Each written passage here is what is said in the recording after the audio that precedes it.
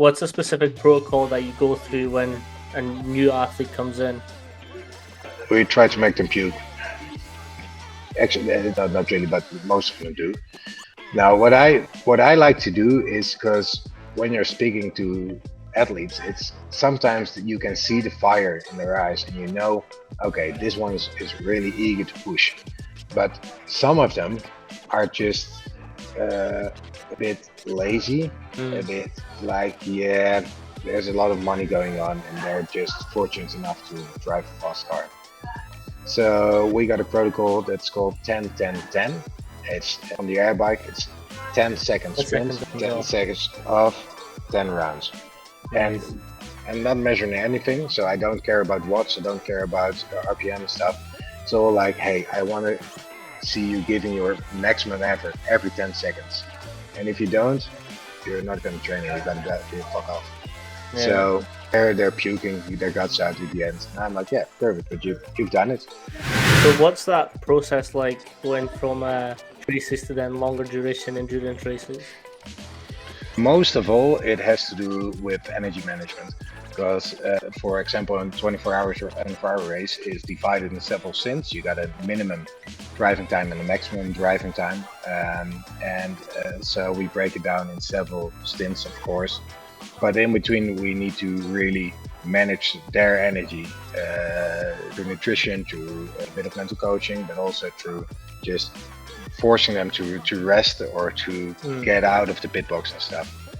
What are some considerations that you put into these sessions or into these races that help your athletes cope with the racing demands? It's kind of several things because we combine physical training with cognitive training.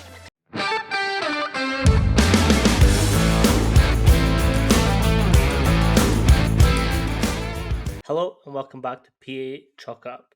Today we've got a special guest from the Netherlands. Peter, how we doing? Many, I'm good. I'm a bit busy, but very. I enjoy speaking to you for today. Yeah, perfect. So if you just give us a little rundown on who you are, what you do, and how you got to the position you are.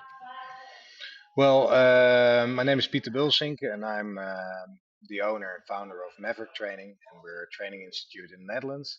And we focus on athletes, but most of all within motorsports. And basically, what we do is recreate athletes, and well, they drive fast cars. Yeah. So if you just sort of talk to us about like the type of caliber athletes that you've got going on and what more sports that they're in. Sorry, can you rephrase that again? Yeah. I just So if you missed it. just let us know on the caliber of athletes that you have and Oh, sort of yeah. what kind of more sports they're in. Well, at this point, because we're still growing and evolving, but we got a lot of GT drivers. We got, for example, Nicky Katsberg, who's a legendary driver in endurance racing for GTs, and is now racing IMSA in America. Up towards young talents like Finn Schuring or Morris Schuring, who just became the record breaker in the Porsche Carrera Cup and Porsche Super Cup, Porsche Carrera Cup Germany, as the youngest pole and race winner. And he's going into at the WEC World Endurance Championship this season. So we train from young talents up towards established legends. Nice. So what's that process like going from shorter races to then longer duration endurance races? Most of all, it has to do with energy management. Because, for example, a 24 hours or 24-hour race is divided in several stints. You got a minimum driving time and a maximum driving time, and so we break it down in several stints, of course. But in between, we need to really manage their energy through nutrition, through a bit of mental coaching, but also through just forcing them to rest or to get Mm. out of the pit box and stuff. What are some considerations that you put into these sessions or into these races that help your athletes cope with the racing demands? It's kind of several things because we combine physical training with cognitive training, and cognitive is different than mental coaching. But the cognitive side is just the processes of the brain and enhancing them. And that starts way early into training. So we're focused on what demands a driver needs to progress in for the racing. For shorter races, it needs to be more reaction time Mm. and decision making. But for endurance race, it's more to do about task switching because you're always having your engineer in your headphones, like, hey, we need to have some fuel management, some tire management, and you need to switch between driving Mm. and And listening. listening instead. And that's one of the key elements. Besides that, it's just a mental thing, and the mental thing we try to make our athletes the best athletes possible, and not specifically for driving. That's basically the final part. Art. But they need to be strong, they need to be fit, and they need to be resilient. And that's a physical training thing. So we tend to divide our training blocks in, for say 95% just basic training, but that 5% are tough workouts, really grinding through the workout to make them resilient. Yeah. So, what does a session look like for the athletes that you program for? Um, it depends. We got all tailored programs, so we haven't got anything lined up like a one size fits all program. Yeah. But most of the time, we start out with GPP, general physical preparedness, like basic deadlifts, squatting, and stuff. And we grow into specific physical preparation and a bit of skill. And skill is more cognitive training because we Mm. don't use skill in the gym. They need to train it on the track. And it's kind of because programming stuff, periodization is kind of a bitch, and in this case, it's really we got several layers of periodization running, and it's quite of a complex thing. But all athletes, well, we try to incorporate their racing schedule into our training program so they can keep up with training. And our main goal is to make them stronger, make them fitter at the end of the season than when they started. Instead of, for example, choosing for a block periodization where you build up all the things in the preseason, and at the end of the season they come down and they're actually tired and fuck, and they need to start over again. So for us, it's a several year plan, and that is really we need to calibrate the training in between races. We Mm. need to check in with the athletes. We need to monitor their progress, monitor their fatigue, to really keep up with their programming. Yeah. So, what are some ways that you monitor their performance as a whole? Of course, we got just the training schedules. We can see the weights, the reps, their notifications, their comments on things. So that is kind Mm. of a thing. Every week starts out with an inquiry form, like, hey, how was your sleep? How was your week? Did you feel rest and stuff? And besides that, we track HRV and HR, and we use Soma as well for cognitive fatigue. Nice. You've kind of been touching on it, but it's this difference between cognitive and your heart rates and HRVs. You posted something on this yesterday. Can you just break down what protocols that you do and why you sort of started that? Well, let me first explain the process because it's Mm. cognitive training. Some people see cognitive training as dropping tennis balls and catching them, and if you catch all the tennis balls, you're pretty fit and stuff. But it's not measurable, and it's not a performance indicator for us. What is a performance indicator is how they cognitive function. So how fast are your processes working in your brain, and how can we optimize them, or how can we prime you for racing? And your nerve system is heavily managed by HRV, or at least HRV is the uh, sorry, it's a long It's day, but influenced. Yeah. influenced by your cognitive function. So HRV, heart rate variability, the time between your heartbeat, if it goes down, at least the performance indicator goes down, you'll be more fatigued. And if you get a cognitive task like you need to study for 2 hours straight on now, just now, you're kind of tired, your HRV will go down because you haven't done anything physically, but your cognition has been getting tired. So you'll be less likely to react fast, to make quick decisions and stuff. Are So you are you able to tell us like the protocol that you do exactly with your athletes? I kind of know this because I've seen the videos, but if you just walk us through the exact protocol that you take.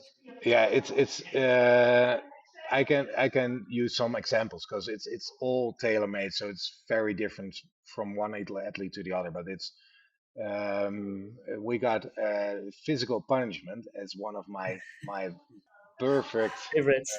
Yeah, it's kind of like you because we use an iPad for example, or you can use an iPhone. In this case, it's a reaction game. So you got two circles, and they're both red. But if one turns blue, you got to tap it.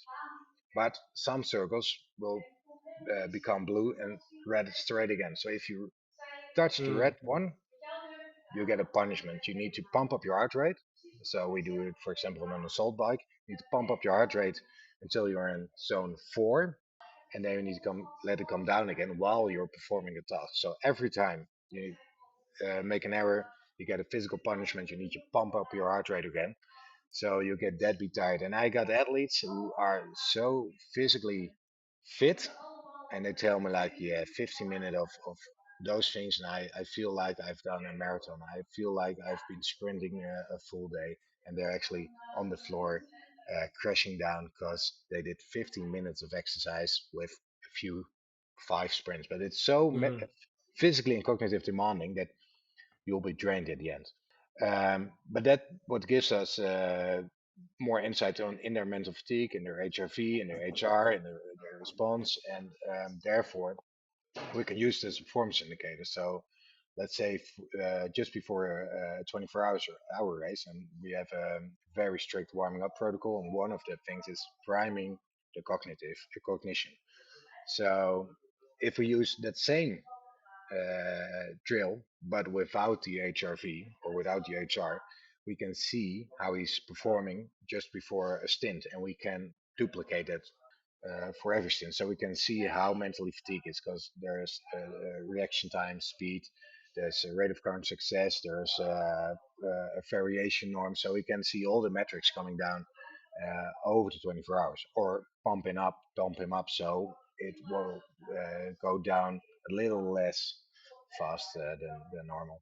For the 24-hour race, what were the sort of results and trends that you were seeing? In this case, we because Flint is just 17 years old, and it was his first 24-hour race, and he had got all the shitty stints, so he got a lot of night racing. The race started out at 1 o'clock, and it was 24 hours, so 1 o'clock in the afternoon. And he started his first stint at just a bit lower, the middle one. Yeah, or yeah.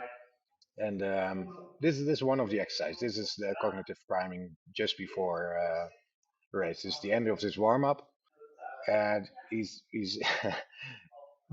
actually pretty excited because his variation was straight on key. So we asked him about a review about 24 hours, and he said, "Yeah, it's so nice that I can see in through the data that I'm fit, I'm mentally okay, my cognition is on point, so I'm sharp as a knife when I'm in the car." So that boosts his confidence, and well, it gives him a bit of an edge over the other competitors. So what are some of the results that you've seen from doing this type of training and this sort of pushing Well, high and then their mental fatigue isn't coming down as fast as other drivers. And what we can see is that our drivers are physically fit, and the cognition side is trained as well. For example, on heat, driving in a car that's like 65 degrees hot. Um, yeah, they're everybody comes out like, oh fuck, man, I'm dead beat. Give me some water. Give me some. And our drivers are like, yeah, okay, pretty nice driving. Let's go again. So it's a combination, and the cognition part is one of the things that we use, but it's a combination of all. It's like a jigsaw puzzle, and we determine which puzzles of which jigsaw puzzles stuff thingies, how do you call it, we need. Hmm. Yeah, no, we've previously spoke about this in the podcast, and it's sort of this thing where to be mentally sharp during any type of performance, you need to have your physical fitness up. So I think it was a quarterback that we were speaking about, and the person I was speaking to didn't see why they were running drills and sort of heavy cardio based exercises. And the amount of pressures and stimuli that it is during the game, that's also fatiguing. Yeah. Like mentally, that's draining. And with the elements that you're sort of talking about, like heat, you've got concentration, sharp turns, you've got when to push, when not to push, people in your ear. There's so much going on that can Yeah, quickly deteriorate that. and there's a bit of there's a huge difference in the mental side and the cognition side. The mental side is like, hey, how am I feeling? I'm feeling okay. Do I have enough confidence to engage in the race, to take over and stuff? And the cognition part is just the process, reaction speed, task switching, memory, and all those functions. And you need both. But um, if you look at the research, it's more like if you can really train the cognition side, and that's just like physical training. You need to have a progressive progressive overload. Sorry for my Hmm. English. It's No, been a no, long day it's all already. good. It's all good. But you need a progressive overload, and with dropping tennis balls and blaze pods, tapping lights, well, it doesn't serve any point because there's not enough data points, key performance indicators to build a program on. So what you can see in research is that when you got the cognitive training side in order, you'll be going for, instead of you going like this, you'll be going like this, and Hmm. it gives a way your mental fatigue will be delayed, so you'll tend to go down much further than the other drivers. For example, if you're driving like just 50 laps, uh, the normal drives would go down like around 20 laps, and our drives Hmm. will go down at 40 laps. So that, and the same goes for heat management. Because of the cognition side, your heat management will be better regulated, so you core temperature won't go up as high as normally. Yeah, that's something that I kind of wanted to touch on because of all these concentration and nutrition and sort of the heat temperatures around the car. What are some things that you sort of implement to mitigate that big crash that can happen? Um, well, we started out because I'm the owner, but I got Tom Lalkens, and he's my right hand in motorsport, and he's really good in just if I got a question, I said, Tom, work on it. Get me some stuff. Get me some results. Get me some papers, and I'll look into it. So what we started out like, what are they doing in Formula One? And they're wearing the cooling vest. Hmm. And first things we found was it doesn't work because Really? no, it doesn't do shit. Because what you're cooling is just your suit The upper because it's body, yeah. on your suit, and basically most of the thermoregulation stuff is on your wrist, your forehead, and your foot. So you need to cool your wrist, you need to cool your forehead, you need to cool your foot. But then the practical side, because best of all is getting into a cold bath just before the race. Well, on the practical side, it's not going to happen. So what's the next best thing? So we got into a heat protocol where we cool the wrist with just cold packs or a cold bottle before the race when they're in the car on the grid. Instead of holding it, because your fingers, you want to Mm-hmm. have sensation in your fingers. And if you, Decision, yeah. yeah, so you need to cool your wrist. And we got several things lined up in a fully protocol for our drivers to get their body temperature down, or at least not as high as you're just warming up on the grid in the sun. Um, to give them an edge over the competition. Yeah, that's actually interesting. When I was in my fourth year of university, um, we did a protocol where we were doing incremental testing on on a bike, but it was in a heat tent. Mhm. So we had different protocols. We had different types of vitamins introduced. Then we had cool packs, but the cool packs were on quadriceps and hamstrings and calves, so lower extremity was cooled, as well as the sort of neck area, Yep. not the chest. And I, with me specifically, my time went up by 3-4 minutes on this incremental test, and it's quite powerful how dropping your body temperature before an event can help you last a bit longer. Yeah. Yeah, and at the same time, because racing is a demanding sport in the way that you're on the move all the time. And we got drivers who are in Abu Dhabi now and going to Bahrain next week and stuff. So everybody's all over the place. But if we got the time to start out with heat adaptation before the Mm, race, before you even got into a car by well, we got a guy who's building a climate chamber already, but we got saunas and stuff.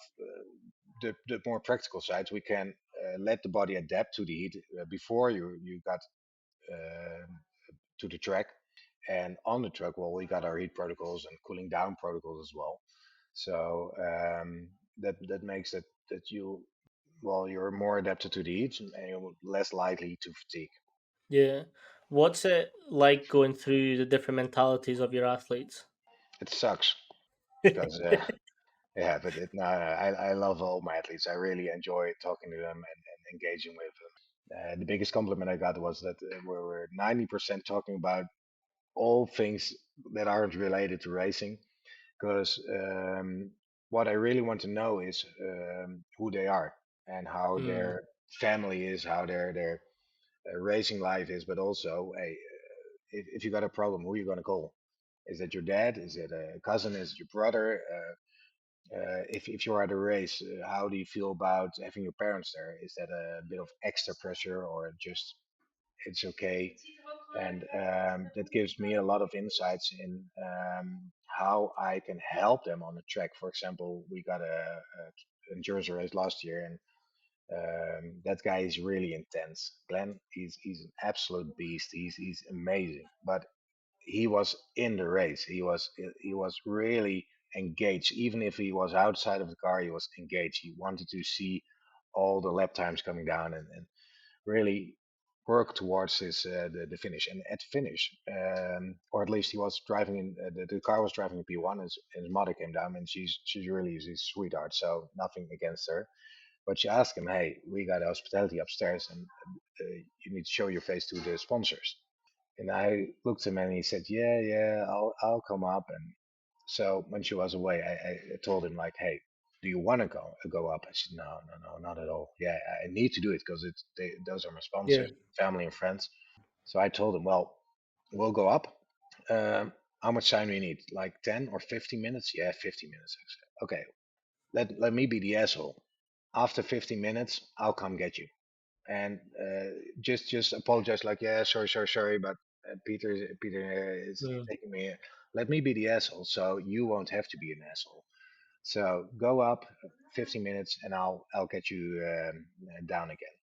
So that's basically for me information about how they move around the track, how they move of how they connect with their family, the friends, their sponsors, and in that way, it's my job to really organize or manage the situation for them. mm. Yeah, that's something that we speak quite a bit about in this podcast. Is although they're athletes and we're the strength coaches, but how much do you actually know about your athlete? So what I like to do with mine is as soon as they come in through the door, I'll give them a fist bump, and you can tell a lot with a fist bump. And the first questions are, "Hi, how are you? How was your day? Have Yep. you ate? Have you ate today? What did you have to eat? Have you drunk water today? How you feeling? These four questions sort of set up how that session is going to run, because they could physically have done everything right, but if they've had an argument with their mom, their girlfriends, their brothers, their sisters, whatever, they're not going to be in that session.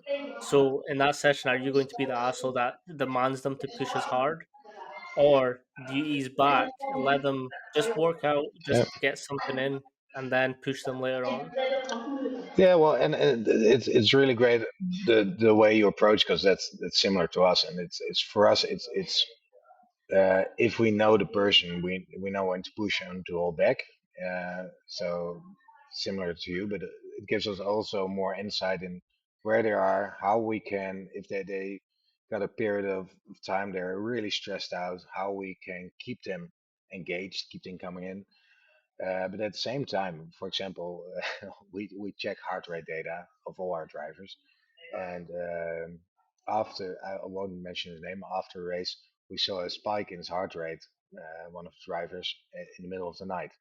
So that morning I text him, "Hey, you had a nice time? Yeah, yeah, pretty good. What about it? But I think you fucked, didn't you?" Yeah, yeah, it was a really nice girl, and and it's actually fun talking about. Just like it's kind of a bullshit talk, but to see where they're at and how they celebrate, and so we can get them down a bit instead of feeling Hmm. always responsible for what I've done, and like, ah, sorry, I didn't train. It's, yeah, but you had a great weekend, and I get it. Just enjoy your night out. Yeah, no, It's that's it's a fun. good balance to have as well. It's like, as I constantly make this comparison, but most strength coaches see their athletes more than the head coach. Yep. So, what kind of relationship and culture are you building around your gym environment? Because if they're having to spend so much time with you, do you want them to hate you? No, And because then you won't get performance. for us, because what I just told you before we started recording, I got two rules here, and that's Yeah, I don't train assholes, and if you mind me swearing, fuck off. And we got a lot of entrepreneurs training here as well, just nothing to do with driving. And I use it generally as a test for new drivers when they come in, and I sit here at the table with another client. How do they come in? Do they introduce themselves like, "Hey, this is me," and or are they a bit posh? If you're posh and arrogant, fuck off. You're not my kind of athlete, because I really want to engage with them. And if you're just, because motorsport is a is a sport with a lot of money, of course, and a lot of drives have rich dads, rich parents, and if you act like that, well, you're not my kind of driver. You're not my yeah. kind of athlete, and I can't work with you. No, exactly. And I think that's a good rule as well, because it kind of determines the kind of people that come in and the type of environment that you'll create from then on. I think social media, I'll say that, is big for just wanting to grab money and get everyone big names galore. But what's that big name adding to your session?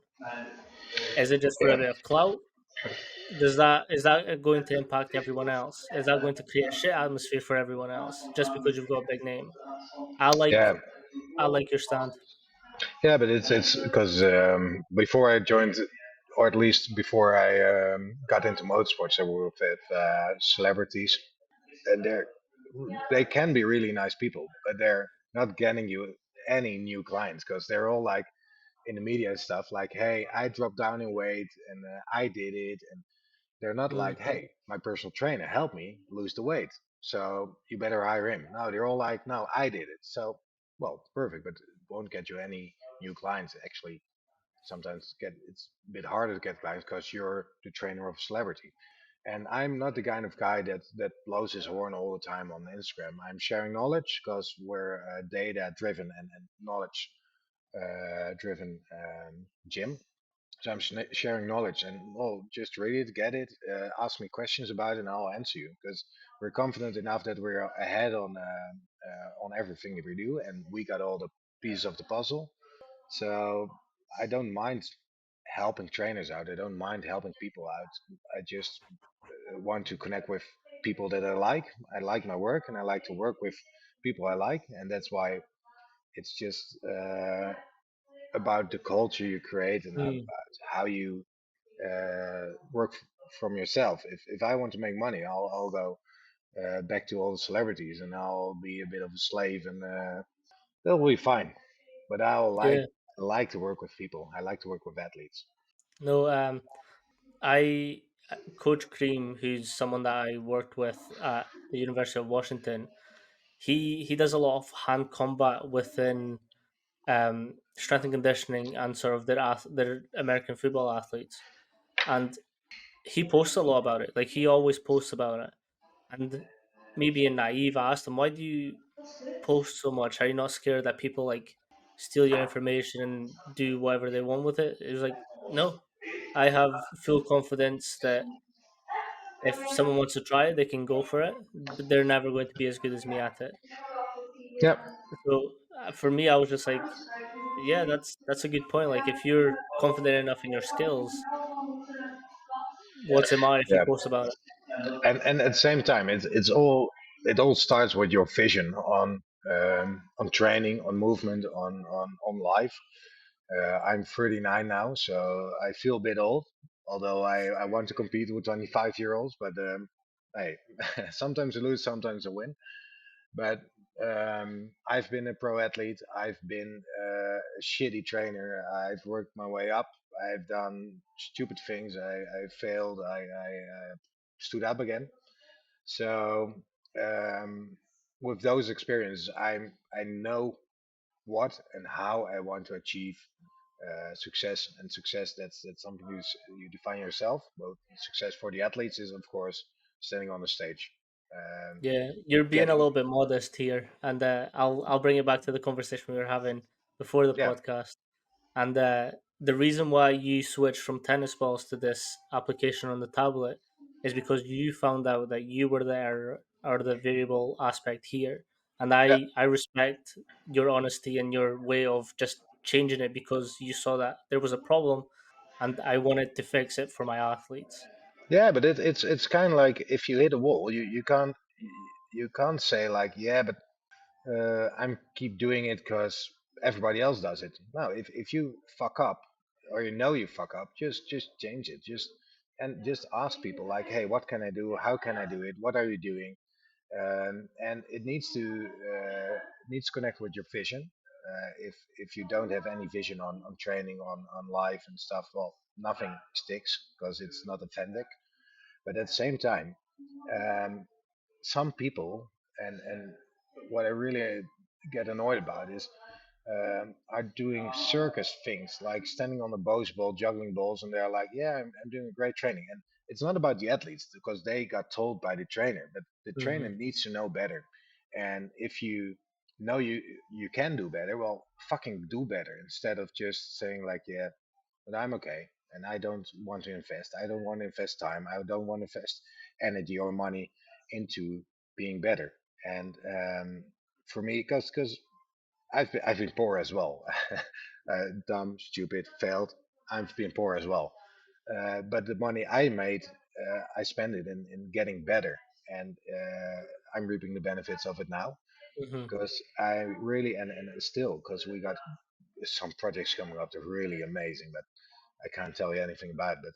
But it's all has to do with getting better, connecting with people. I've got a shitload of mentors. I'm really thankful for. But it all started out with just sending an email, sending a text like, "Hey, I'm Peter. I see you doing this. Can we talk about it? Can we chat about it? Can you help me out?" And I would love to have you over for dinner. I'll buy you dinner. Can I buy you a cup of coffee and stuff? And in the end, I got those mails as well, emails. Hmm. And Tom, my right hand in the company, he's amazing. He's really great. He's my when I'm on track, he runs the gym and he runs all the athletes. He's amazing. But he's the kind of guy that sent me an email like, "Hey, I'm Tom. Can I come down and talk to you?" And now he's a full time employee. He's one of my biggest assets in the company. So it all has to do with uh, your experience, your vision, and you need to improve yourself instead of just thinking that it will come with your next client, your next driver, your next athlete, your next tool. Like, hey, I have a Bozu now, so I'm better. No, you just got a new toy. It's nothing Yeah, to do with your training schedules, with your training periodization, with your results. Doesn't have to do anything with those things. It's all about improving on knowledge, improving hmm on vision. that's how this connection sort of happened. I like to reach out to coaches on LinkedIn that I see are not good coaches. So I as soon as I started seeing your profile, I was like, he looks good. So let me message, and then we just started speaking from there. Yeah, I also believe in, and I say this a lot. I should probably make T-shirts on this now. Shy boys don't get sweets. yeah, yeah. It's a good one. So I didn't hear it on yet, but good quote. yeah, so like for me, it's like I'm never scared to just send a cold message and like reach out to a coach. Hey, I see you doing this. Can you give me a little breakdown? When I saw the post yesterday that you posted, I when you came on the call, I was like, I need to ask about this. What what are your sort of protocols? What do you do with it? And sharing is the only way that this industry is going to get better. Yeah, but besides that, it's um, if you have a lot of knowledge, but you're an asshole about it, you're just an asshole with a lot of knowledge. And if you want to work with people, you need to share, you need to connect. And yeah, I got some people that I'm kind of cautious about what I tell or what I show them. But most of the time, I'm just very open with. I got several trainers that I don't get anything out of, like money wise or stuff, but it's just fun to talk and to share and to see what they are doing. And yeah, it's not like I uh, did everything myself. I connected, I copied, I transformed, I did the same things everybody's doing. So um, what defines us is that we have a vision on how we Mm. want to improve performance, and all those things leading back to Russian training systems, German training systems. Yeah, I didn't invent that. I just copied that. But I you make it applied. yours as I well. applied. Yeah. Yeah, yeah. Um, the big topic within motorsports and everything that goes into it. Neck training is a big thing with sort of what they do. Can you explain why and how you implement neck training into your sessions?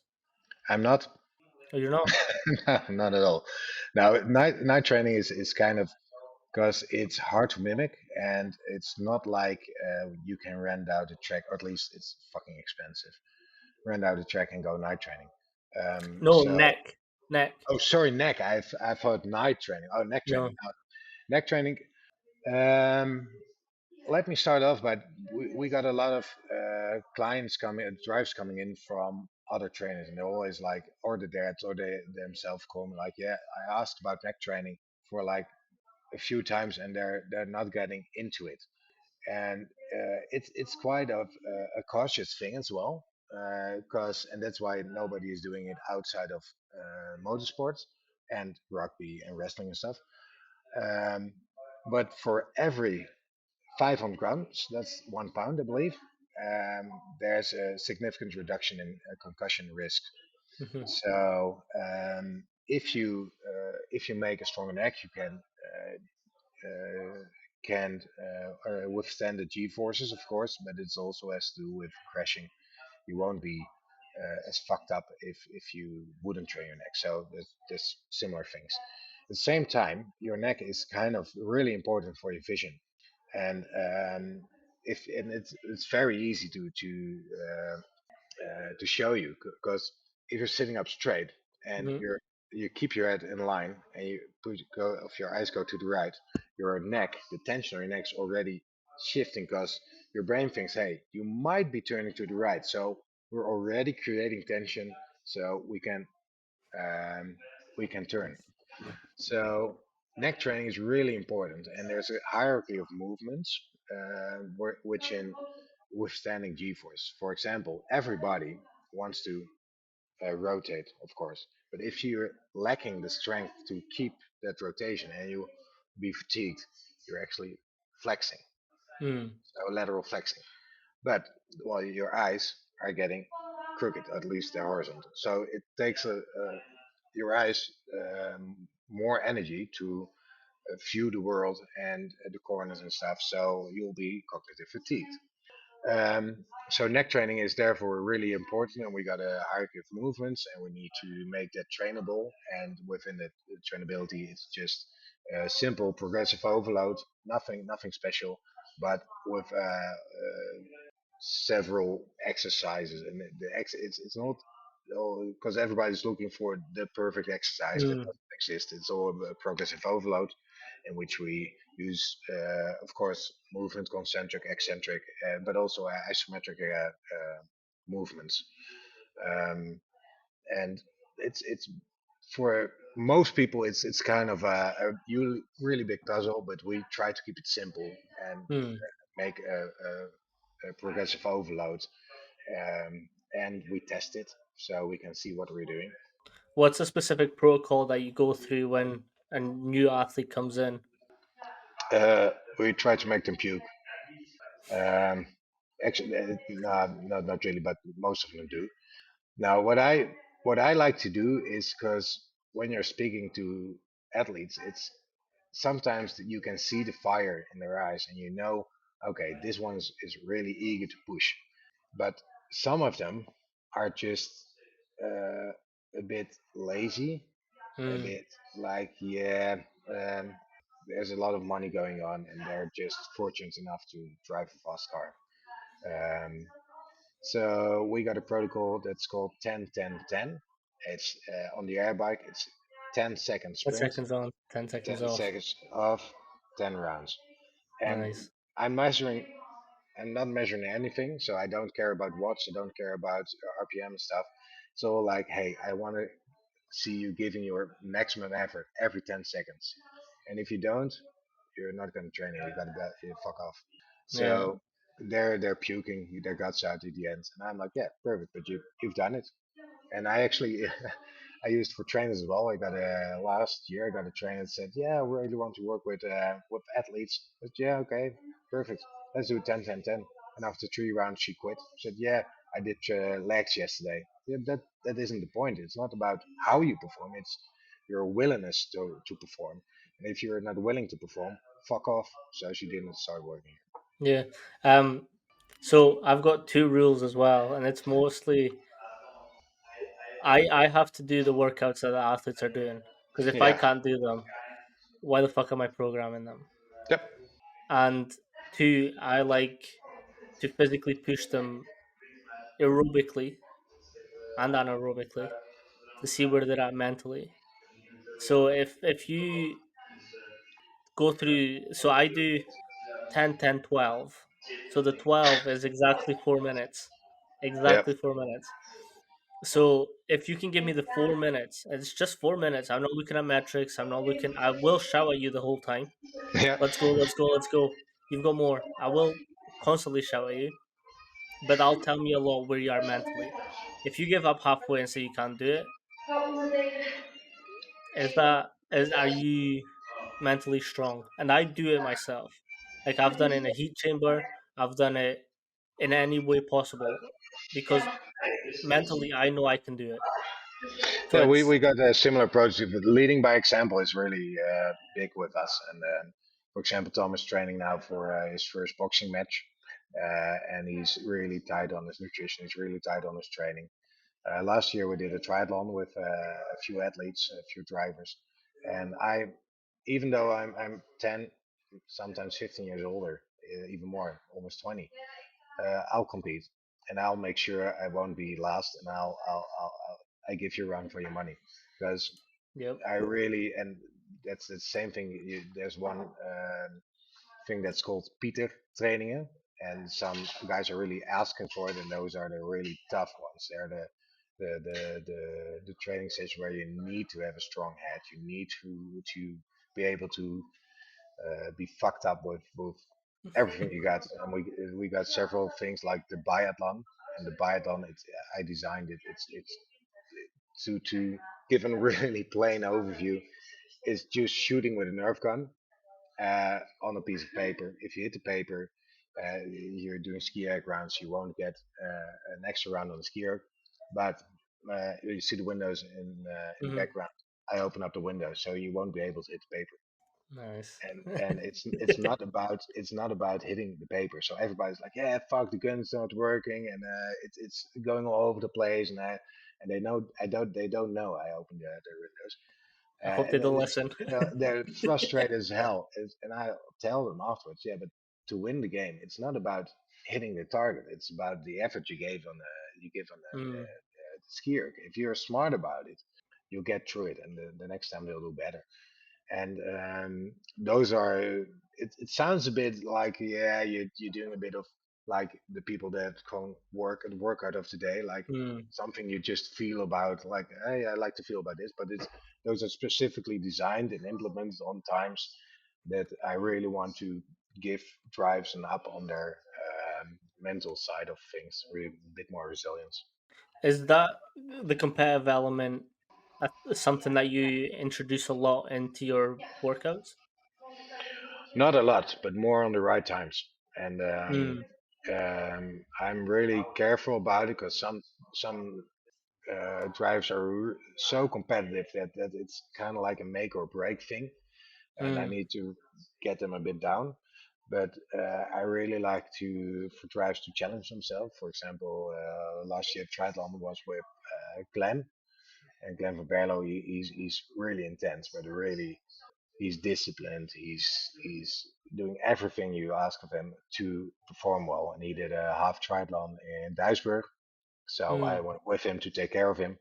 Yeah, and he's an absolute beast. But this year he's gonna do an ultra run, 100 kilometers ultra run, just besides racing. So it's good to challenge guys. It's good to have fun with guys. We organize training camps for our drivers as well. And one rule is we need to have training sessions. But the other thing is every day's training session, and at night or in the afternoon we do gonna do something active but fun. So mm. paintball, ice karting.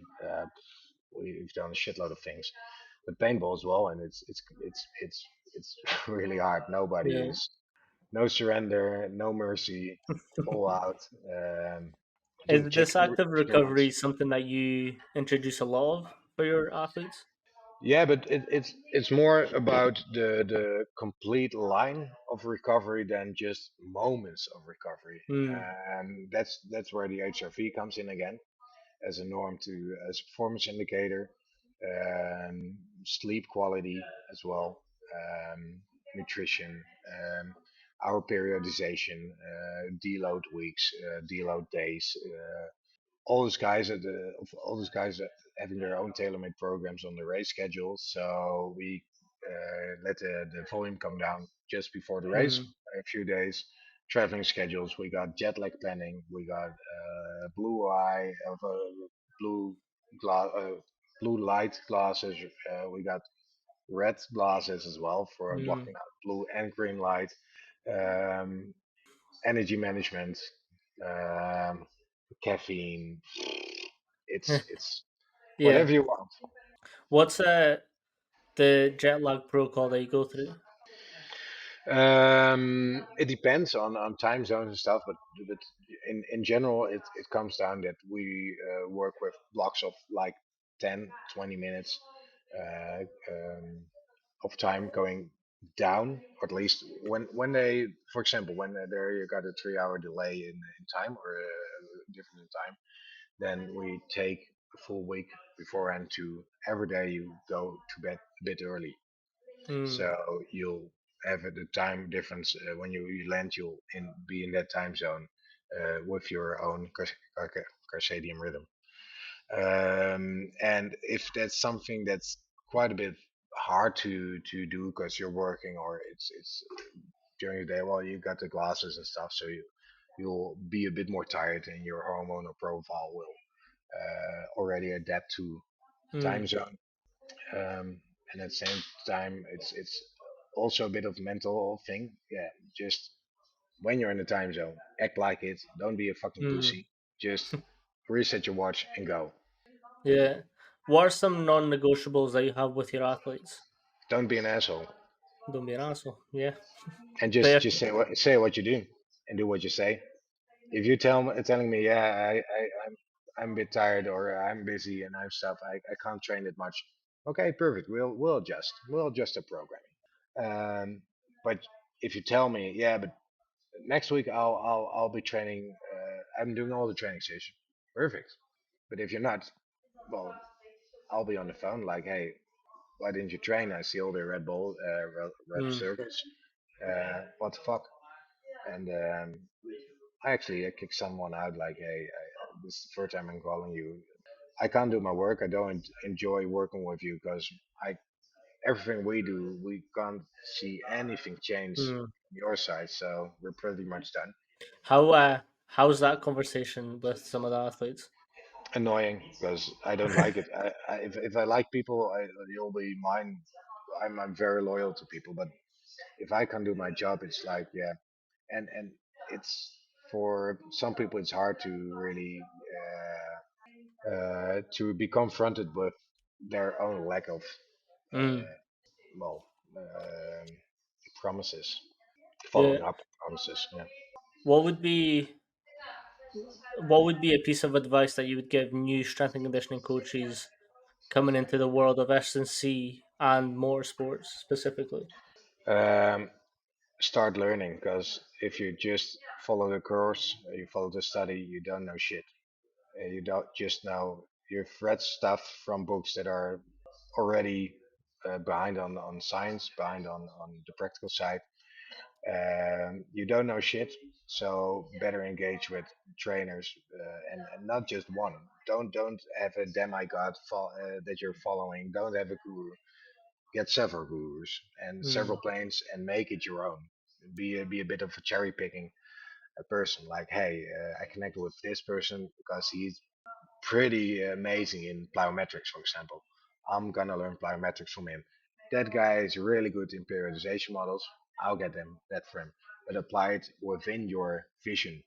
So it's basically when you come out of school, you don't know mm, shit. Connect and implement on your vision or create a yeah, vision. Talk about vision. 100%. Just Side saying that. question. Too loud. One of the drivers leaving, so Nah. Oh, say that's fine. Don't worry. Um, that's an interesting point, and I kind of want to take your take on that. Do you do much plyometrics with your athletes? yep. How so? Because of the braking and the pedal work. It depends on the car, of course, but how much pedal work you do and the races.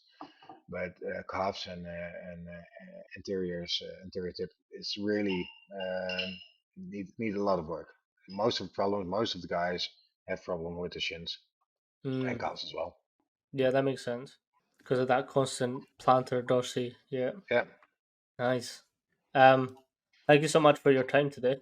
Appreciate you coming on and sort of giving you're us welcome. your take on strength and conditioning. Is there anything that you sort of want to plug from your end and what you are doing? Just one actually, because I really enjoy talking to you, but it's also coming out of us connecting on LinkedIn and Instagram. So if trainers are watching, just connect. Feel free to ask. I'll be open for any conversation. I like connecting with peers. Yeah, that's me. Yeah, as well. And actually, because the LinkedIn profile. Yeah, I really hate updating my LinkedIn profile. So not all of the studies and stuff on it, but it's more about the what's it in English contributions, the Mm. things I write. That's fun to No, follow. I'll talk about this because I've been enjoying the posts that you've been doing recently. Cool, So I want you to keep it up because I like them. cool. I'll do that. Sweet. No, thank you so much for coming on, and You're it's welcome. it's nice to sort of know the considerations that you do for motorsports and how that can differ between sort of other sports to more sports specifically. Okay, cool. No, It was fun perfect. Thank you so talking to much. you. You're welcome. Appreciate you. Peace.